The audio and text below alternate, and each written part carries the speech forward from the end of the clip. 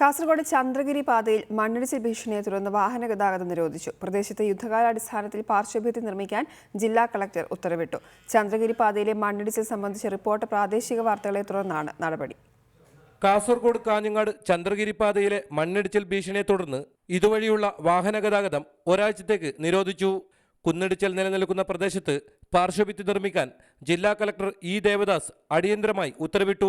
ഈ പണി പൂർത്തിയാവാത്തതുകൊണ്ട് തന്നെ പല ഡ്രെയിനേജുകളും പല സ്ഥലത്തും ഒഴിവാക്കിയിട്ടുണ്ട്, പൂർണ്ണമായിട്ടില്ല. അതുകൊണ്ട് തന്നെ പല സൈഡിലുള്ള റോഡരികിലുള്ള വീടുകളിലും പറമ്പുകളിലും ഈ ഡ്രെയിനിലെ വെള്ളമെത്തി ജനങ്ങൾക്ക് ബുദ്ധിമുട്ടുണ്ട്. അതും ഇല്ലായ്മ ചെയ്യാൻ വേണ്ടിയുള്ള നിർദ്ദേശം, അത് തടയാൻ വേണ്ടിയുള്ള നിർദ്ദേശം STPയുടെ കോൺട്രാക്ടറും അതുപോലെ തന്നെ കൺസൾട്ടൻ്റ് ഉണ്ടായിരുന്ന മീറ്റിംഗിൽ ഇവർക്ക് വ്യക്തമായ നിർദ്ദേശം കൊടുത്തിട്ടുണ്ട്. മണ്ണിടിച്ചിൽ ശക്തമായതിനെ തുടർന്ന് പ്രതിഷേധവുമായി നാട്ടുകാർ രംഗത്ത് വന്നിരുന്നു. ശൗചാലയവും സ്ഥലവും നഷ്ടപ്പെട്ട കുടുംബത്തിന് ആവശ്യമായ നഷ്ടപരിഹാരം നൽകാനും കളക്ടർ നിർദ്ദേശം നൽകി.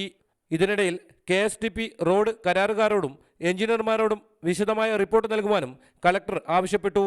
പാർശ്വഭിത്തിക്കായി സ്ഥലം വേണമെങ്കിൽ KSTP അധികൃതർ സർക്കാരിനെ സമീപിക്കണം. റോഡിൽ ആവശ്യമായ ഇടങ്ങളിലെല്ലാം അപകട സൂചനാ ബോർഡുകളും മുന്നറിയിപ്പ് ഫലകങ്ങളും ഒരാഴ്ചയ്ക്കകം സ്ഥാപിക്കാനും കളക്ടർ ഉത്തരവിട്ടു. KSTP റോഡിൽ വേഗത നിയന്ത്രണത്തിന് ബോർഡുകൾ സ്ഥാപിക്കാനും തീരുമാനമായിട്ടുണ്ട്. അതിനിടയിൽ മണ്ണിടിച്ചിൽ ഭീഷണി നിലനിൽക്കുന്ന പ്രദേശത്ത് P. കരുണാകരൻ MP സന്ദർശനം നടത്തി. KV Baiju, reporter, Kasaragod.